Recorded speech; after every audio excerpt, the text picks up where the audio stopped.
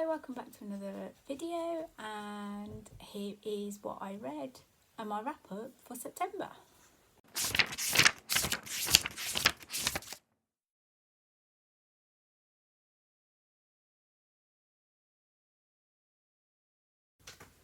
Hey everyone, welcome back to my channel. I'm Stace and this is my pages and paws, and there's my paws, two pairs of my paws, Willow and Poppy. Lighting's not really great. I've had to pull the blind down because the sun is really shining in funny. But anyway, let's get on. It is October now and this is my September wrap up, and I read 4 books in September, and the first one I'll talk about is The Baby Dragon Cafe. And I read this on my Kindle, and it is a cozy fantasy romance story about Saphira, who dreams of running a cafe where humans and their baby dragons can come together. She doesn't have her own baby dragon. She would love one. But there's a cat baby dragons. They're unpredictable. They do burn her furniture. They took out her espresso machine. And enters Adrian Sterling, who is from the prominent dragon owning family who's inherited a dragon egg from his late brother who has died, and he has a little dragon called Sparky, and he's a very mischievous, misbehaving baby dragon, and he wants Saphira to train this dragon for him, and she agrees to. And the novel is cozy. The stakes are more emotional, with growth and trust and belonging, and they do end up obviously falling in love. The romance is a grumpy to a sunshine person. Yeah, it was very it's very hyped up. I only gave it 3 stars. The coziness of dragons and cafes really appealed to me, but when I read it I was like, yeah, this is just okay, so I only gave it 3 stars. Actually, this is the first book I read in September and I could not put it down, and that is The Reappearance of Rachel Price by Holly Jackson, and that is the first Holly Jackson book I have read of hers, and it definitely is not going to be the last. I 100% could not put this down. This is about 16 years ago. Rachel Price suddenly disappears, leaving her daughter Belle, who's only 2 years at the time, obviously being the only key witness, but she's only 2 years old. Rachel is presumed dead. The disappearance of Rachel is then revisited by them making a documentary, and while halfway through the making this documentary, Rachel reappears, claiming she was held captive all those years. She wasn't actually dead, and she returns wearing the same clothes that she had on when she vanished. Once Rachel's back, her daughter Belle, who barely remembers her mum because being 2 at the time, she starts finding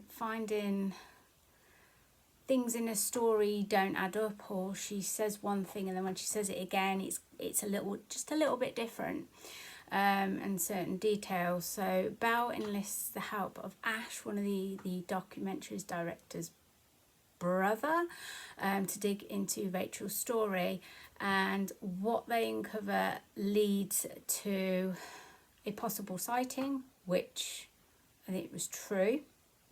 But then the more they uncover, the more is unravelled about Rachel's disappearance and who took her, why, and what Belle's dad is actually really like.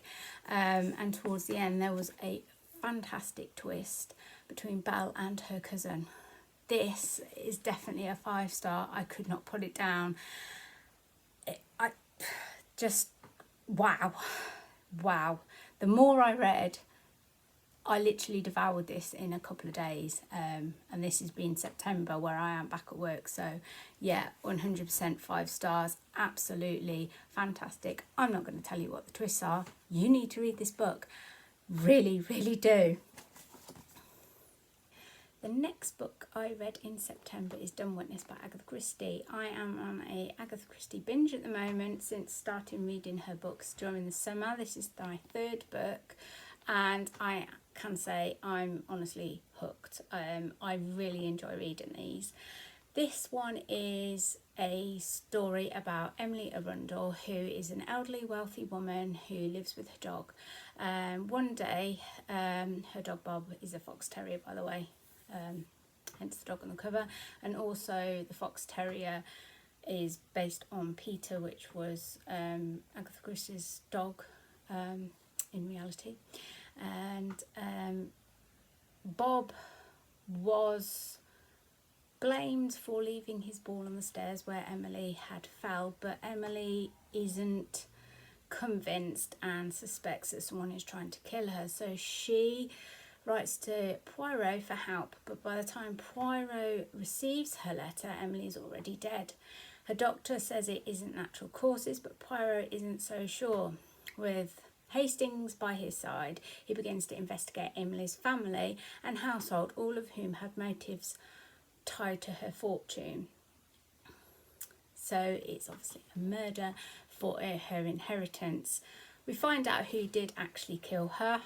She did have a very good motive, but obviously going the wrong way about it, and that person in question ends up killing herself anyway. So yeah, brilliant read, 5 stars, and expect to see more Agatha Christie books in more of my wrap-ups.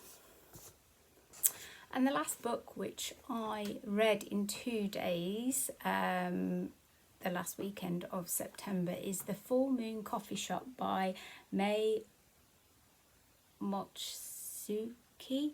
Do apologise, you know what I'm like with pronunciations. This book is a very cosy read. I devoured it in 2 days. It is about a full moon coffee shop that has no fixed location or fixed hours. It only appears under a full moon. It's run by talking cats who serve drinks, desserts, cakes, sweets and gives astrology readings and life advice to people who have lost their way through life or going through a crisis. Several other characters. There's one character who is a TV scriptwriter, one is a hairstylist, and the other characters, there are 4 in total, and they all sort of link. Their lives have been crossed and they sort of have a link, if you know what I mean, in the past.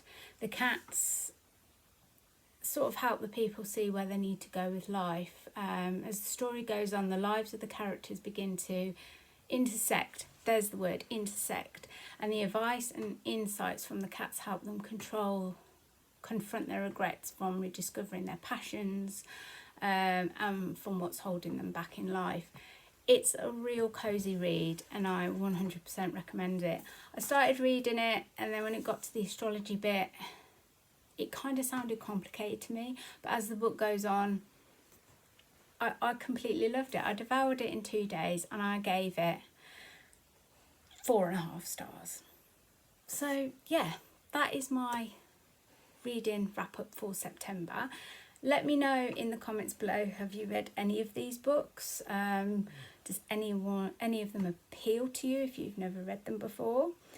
And I shall see you again for another video very soon. Bye.